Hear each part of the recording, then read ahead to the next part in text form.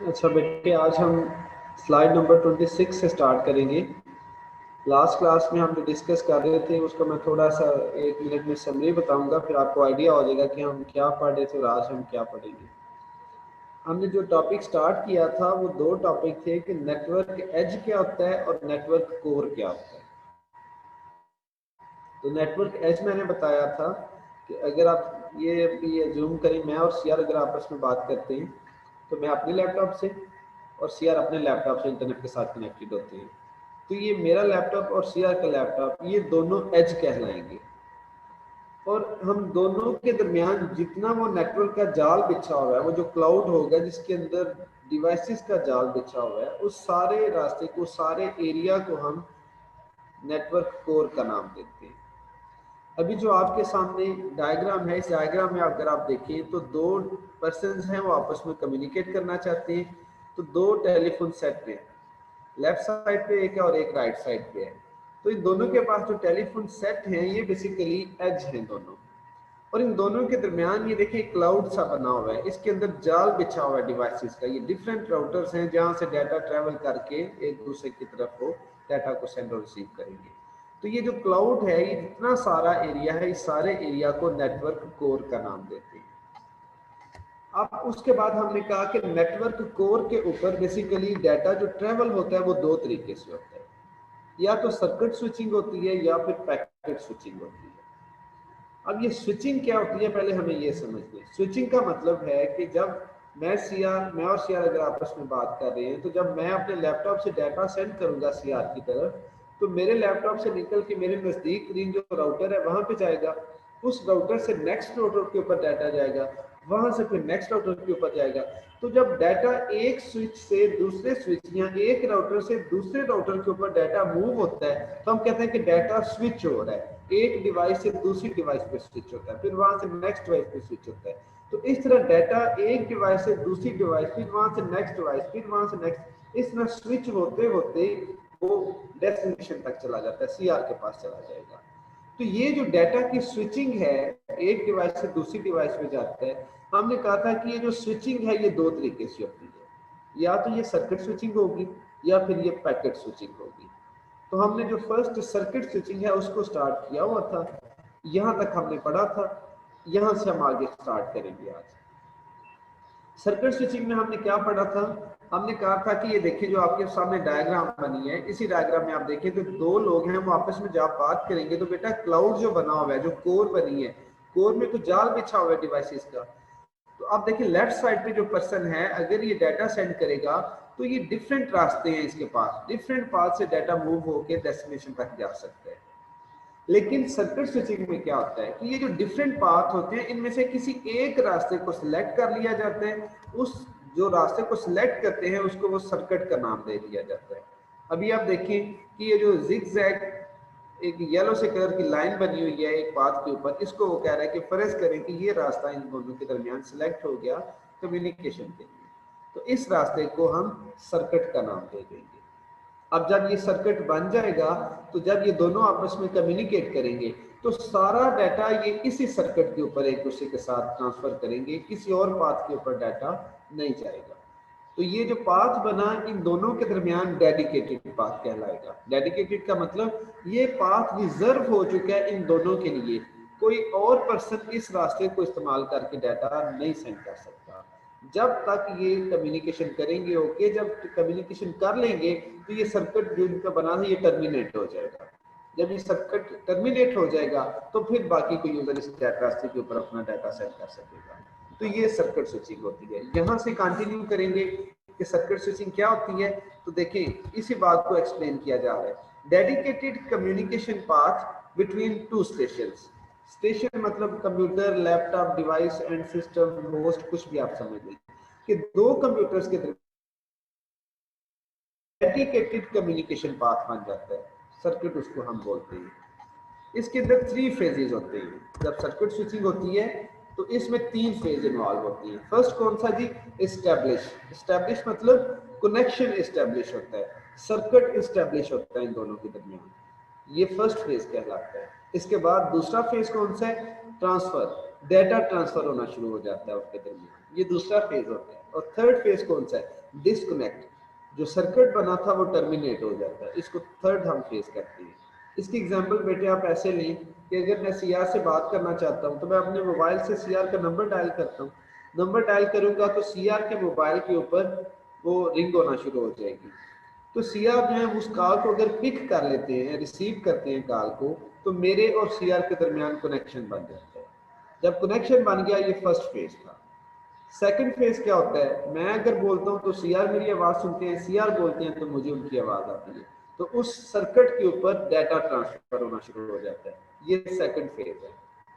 Third phase क्या है? Disconnect. मैं या सीआर दोनों में से कोई एक पार्टी भी अगर कॉल को डिस्कनेक्ट कर देती है तो जो सर्किट बना हुआ था वो टर्मिनेट हो जाता है। ये थर्ड फेज होता है। तो सर्किट स्विचिंग के अंदर ये तीन फेजेस के अंदर कम्युनिकेशन होती है: connection establish, data transfer and circuit connection, या फिर आप कह लें कि जो सर्किट है वो डिस्कनेक्ट हो जाता है, ये टर्मिनेट हो जाता है। अब नेक्स्ट वो कह रहा है कि ये जो सर्किट स्विचिंग है कुछ सिनेरियो के अंदर ये इनएफिशिएंट होती है। वैसे तो हमें ये लगता है कि सर ये तो बड़ा अच्छा काम है कि इतने ज्यादा रास्ते हैं तो उनमें से एक रास्ता सेलेक्ट कर ले, सारा डाटा उसी के ऊपर ट्रैवल करते जाएगा, ये तो बड़ा जबरदस्त काम है। लेकिन कुछ सिनेरियो में बेटा ये इनएफिशिएंट होता है। इनएफिशिएंट कैसे होता है उस बात को उसने एक्सप्लेन किया यहाँ पे। कह रहा है channel capacity dedicated for duration of connection. अरे ठीक है, चैनल कैपेसिटी, चैनल किसको बोल, तो हम दोनों के दरमियान जो सर्किट बना, तो वो जो सर्किट बना ना, तो वो जो कंप्लीट पाथ था, उस पाथ को, उस रास्ते को वो चैनल कह रहे हैं। कह रहा है चैनल जो होता है उसकी जो कैपेसिटी होती है, कैपेसिटी मतलब बैंडविड्थ। हम कहते हैं ना हमने इंटरनेट का कनेक्शन लिया 2 MB का, 4 MB का या 6 MB का, तो वो जो हम बताते हैं ना 2 MB या 4 MB, बेसिकली हम बता रहे होते हैं कि मेरी इस कनेक्शन की कैपेसिटी कितनी है, कितना डाटा इसके ऊपर मैं ट्रांसफर कर सकता हूँ। जितनी ज्यादा कैपेसिटी होगी उतना ज्यादा डाटा आप सेंड कर सकते हैं, मतलब आपको ज्यादा स्पीड मिलती है। 2 MB है तो कैपेसिटी उतनी मिल गई, अगर 4 MB है तो और ज्यादा कैपेसिटी, ज्यादा डाटा आप सेंड कर सकते हैं, ज्यादा स्पीड से डाटा सेंड होगा। आप इसको यही समझ लें कि जो रास्ता बना ना वो आप समझेंगे पाइप एक लगा हुआ है दरमियान में। अगर वो पाइप जो है उसका वो जो वो हम कहते हैं कि डायामीटर है वो स्मॉल है तो उसमें से थोड़ी चीज ट्रैवल करेगी, लेकिन अगर वो आप बड़ा सा पाइप लगा देंगे जिसका डायामीटर ज्यादा है तो ज्यादा वहां पे चीज ट्रैवल कर सकती है। तो यही वो बात कर रहे हैं कि चैनल कैपेसिटी जो होती है इसके अंदर सर्किट स्विचिंग के अंदर डेडिकेटेड, वो डेडिकेट हो जाती है ना। अभी हमने यही बात की, जब सर्किट बनता है तो वो जब सर्किट आपस में बन जाता है तो वो जो पाथ होता है उस पाथ को सिर्फ वो दो लोग इस्तेमाल कर सकते हैं, कोई थर्ड पर्सन नहीं इस्तेमाल कर सकता। तो वो जो इसका मतलब है वो कैपेसिटी भी डेडिकेटेड होती है उन दोनों के दरमियान फॉर ड्यूरेशन ऑफ कनेक्शन। जब तक कनेक्शन बना रहता है, जब तक वो सर्किट बना रहता है, वो सारे रास्ते की कैपेसिटी सिर्फ उन दो लोगों के दरमियान डेडिकेटेड होती है। कह रहे much of time a data connection is idle. अगर ज्यादा देर के लिए वो जो रास्ता बना था वो आइडल स्टेट में चला जाए, आइडल का मतलब है आप डाटा नहीं सेंड कर रहे उसके ऊपर, अगर डाटा नहीं सेंड कर रहे तो उसका मतलब है फ्री पड़ा हुआ है वो सर्किट जो बना था। जब फ्री पड़ा इसका मतलब है कि वो आइडल स्टेट के अंदर है। इसका मतलब है इफ नो डाटा, अगर इसके ऊपर आप डाटा नहीं ट्रांसफर कर रहे तो फिर क्या होगा? Capacity wastage. वो जो सर्किट की कैपेसिटी थी, जो उसकी बैंडविड्थ थी, वो यूज नहीं हो, ना आप यूज कर रहे हैं ना कोई और उसको इस्तेमाल कर सकता है। क्यों? क्योंकि आपने वहां पर परमानेंट कनेक्शन बनाया हुआ है, तो आप भी नहीं अगर उसके ऊपर डाटा सेंड कर रहे तो कोई और जो उसको इजाजत है नहीं उसके ऊपर डाटा सेंड करने की, तो फिर वो उस चैनल की कैपेसिटी वेस्ट हो रही है। तो इस सेंस में हम कहते हैं कि इनएफिशिएंट हो जाती है सर्किट स्विचिंग। देखिए हमारा टारगेट क्या होता है, हम अपनी डिवाइसेस को या अपने रिसोर्सेज को मैक्सिमम यूटिलाइज करना चाहते हैं। जब मैक्सिमम यूटिलाइज करेंगे तो हम कहेंगे कि एफिशिएंसी है इस नेटवर्क के अंदर। लेकिन अगर आप यूज नहीं प्रॉपर करते उनको तो फिर एफिशिएंट हो इनएफिशिएंट हो जाता है। तो यहाँ पे उसने बताया कि किस केस के अंदर जाके ये जो सर्किट स्विचिंग है ये इनएफिशिएंट हो जाएगी। यही वो कह रहे हैं कि जब आप डाटा ट्रैफिक इंटरनेट के ऊपर डाटा ट्रैफिक करेंगे और इस चैनल को आप यूज नहीं करेंगे तो वो आइडल स्टेट में चला जाएगा, और उसका मतलब उसके ऊपर नई डाटा आप सेंड कर रहे हैं तो फिर कैपेसिटी वेस्ट हो रही है। उसका मतलब वो जो फर्ज करे 2 MB का कनेक्शन लिया था उसके ऊपर कोई और नहीं डाटा सेंड कर रहा तो वो फ्री पड़ा हुआ है, तो वो रिसोर्सेज वेस्ट हो रही है। तो जब रिसोर्स वेस्ट होंगे वो इनएफिशिएंसी कहलाएगी। ये बात हमने यहाँ पे सीखी। अब इसके बाद वो कह रहा है कि सेटअप या फिर कनेक्शन टेक्स टाइम। इसके अंदर तीन फेज हमने पढ़े ना। सबसे पहला फेज क्या होता है? कनेक्शन बनता है, उस कनेक्शन को वो कह रहा है कि सेटअप, ठीक है, टेक्स टाइम, वो कनेक्शन बनने में टाइम लग रहा होता है। एग्जांपल यही समझे कि जब मैंने सीआर का नंबर डायल किया तो सीआर के मोबाइल के ऊपर रिंग हो रही है, सीआर जब तक उस कॉल को पिक नहीं करते तब तक मेरा और सीआर का कनेक्शन नहीं बनेगा। तो जितना टाइम वो लेते हैं कॉल पिक करने में, बेसिकली वो कनेक्शन बनने में टाइम लग रहा है उसकी चीजों के लिए। तो ये वो बात कर रहा है कनेक्शन बनने में टाइम लगता है थोड़ा सा। वंस कनेक्टेड, जब आपने कनेक्शन बन जाता है आपके दरमियान, ट्रांसफर इज ट्रांसपेरेंट, तो इजीली डाटा उसी सर्किट के ऊपर मूव करना शुरू हो जाता है, ट्रांसफर होना शुरू हो जाता है।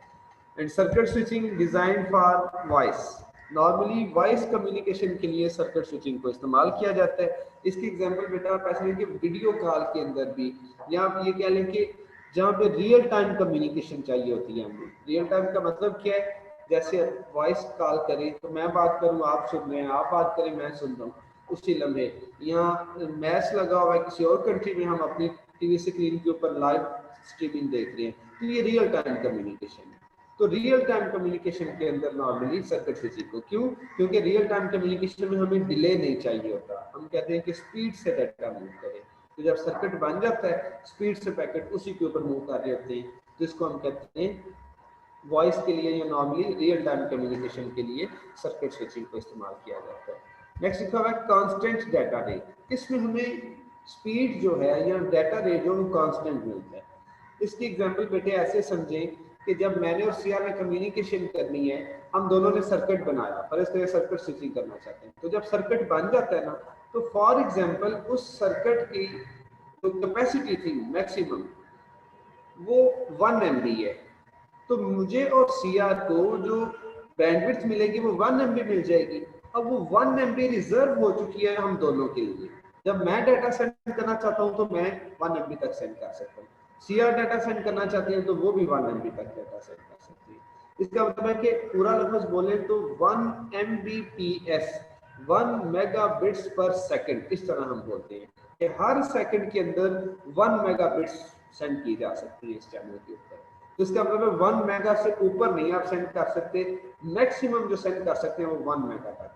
तो कांस्टेंट रेट आपको प्रोवाइड किया जाता है, इससे ज्यादा आपको नहीं बैंडविड्थ दी जाती, क्योंकि अब देखिए ना नॉर्मली क्या होता है, मैंने तो कनेक्शन लिया हुआ ना पीटीसीएल से, तो जब मैंने कनेक्शन लिया पीटीसीएल से तो वो जो लाइन लगी हुई है फर्ज करिए उसकी कैपेसिटी 5 MB है, जो केबल लगी हुई है उसकी कैपेसिटी 5 MB है, लेकिन जो मैंने उनसे कनेक्शन लिया ना, मैंने उनसे 1 MB का कनेक्शन लिया हुआ है। तो अब बेटा मैक्सिमम कैपेसिटी तो कितनी थी उसकी, वो तो 5 MB थी, लेकिन मैंने जो कनेक्शन लिया, जो सर्किट बना मेरा, अगर वो 1 MB का है तो मुझे फिर 1 MB तक की स्पीड मिलेगी, उसके ऊपर नहीं मिल सकती। तो ये वो बात कर रहा है कि कांस्टेंट डाटा रेट है, इसमें कांस्टेंट स्पीड आपको मिलती है, मैक्सिमम 1 MB, इससे ऊपर नहीं आप जा सकते। तो ये वो कह रहा है कि both ends must operate at the same rate, both ends मतलब दोनों साइडों पे जो दो लोग बैठे हुए हैं जिनके दरमियान सर्किट बना हुआ है, वो दोनों उसी कांस्टेंट रेट के ऊपर डाटा को सेंड और रिसीव कर सकते हैं।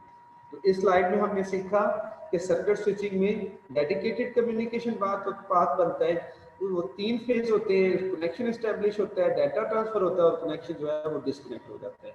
फिर कहते हैं कुछ सिनेरियो के अंदर ये इनएफिशिएंट होता है कि अगर आपका कनेक्शन आइडल स्टेट में पड़ा रहे, उसके ऊपर डाटा नहीं मूव हो रहा, तो कैपेसिटी वेस्ट हो रही है चैनल की।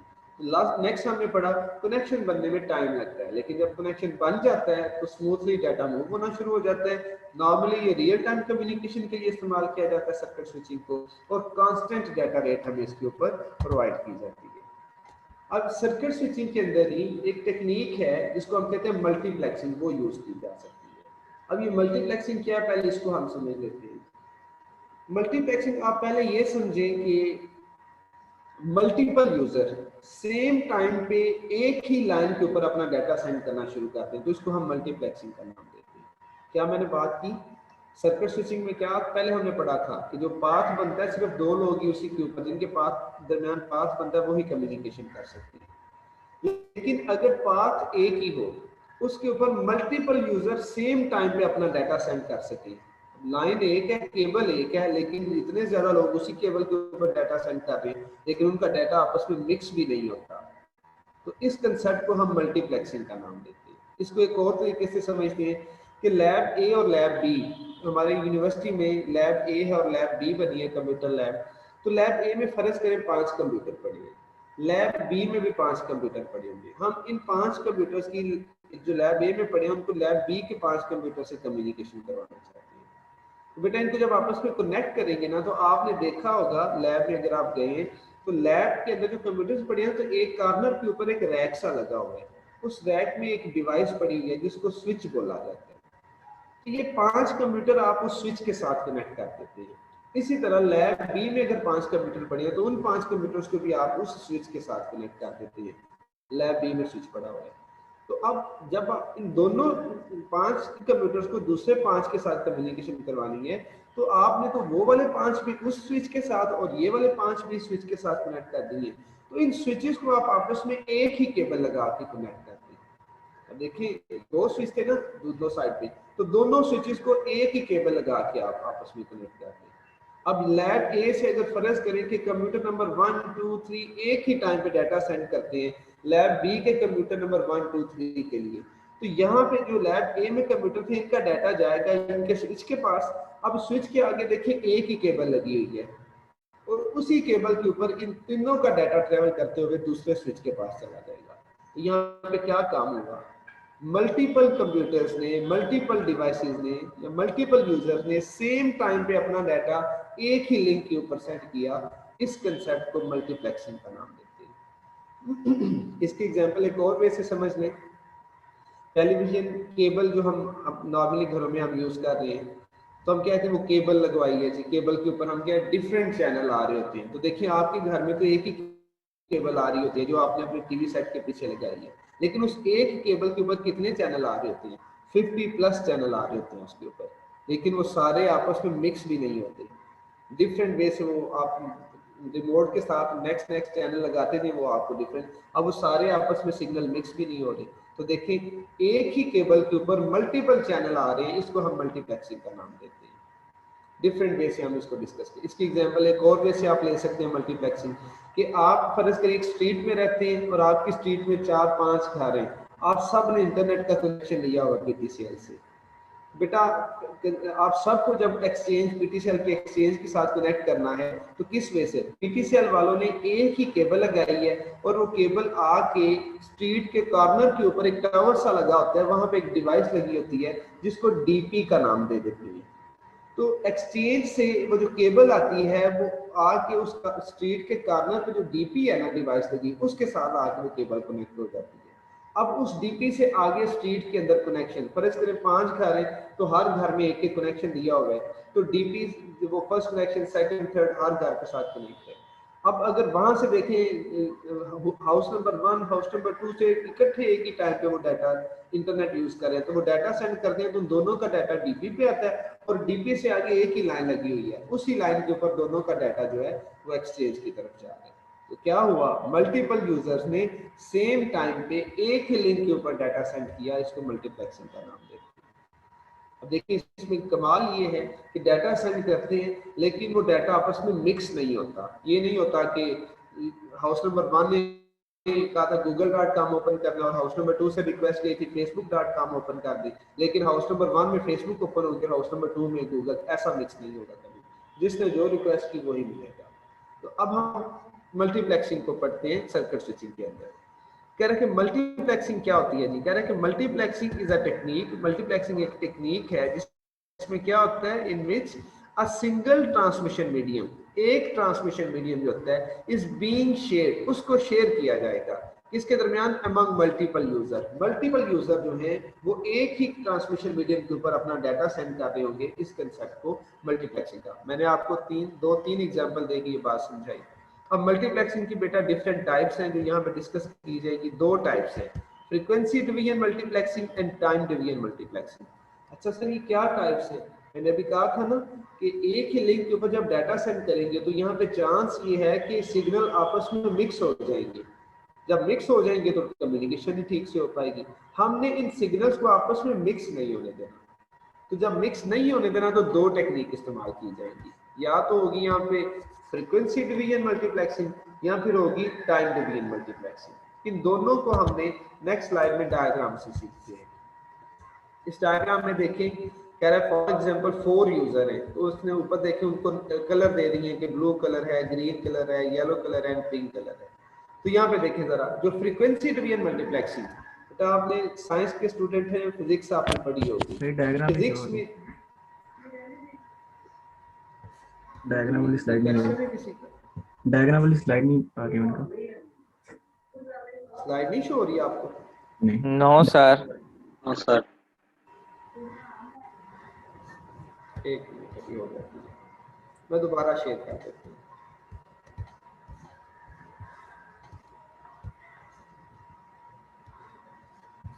जी अभी ठीक है?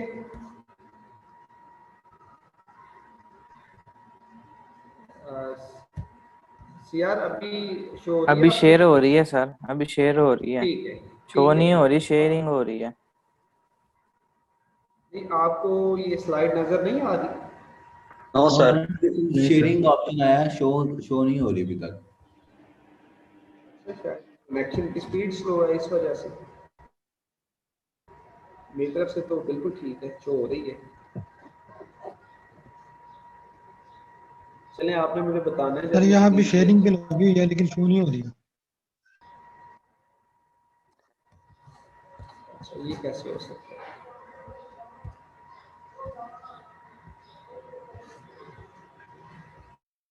अच्छा, पहले आपको स्लाइड ठीक नजर आ रही थी? ये सर, यस सर। ये स्लाइड आपको नजर आ रही है, network core circuit switching, no sir. जिसके अंदर सर अब कुछ नहीं नजर आ रहा। चलें ठीक है, मैं दोबारा से इसको शेयर करता हूँ।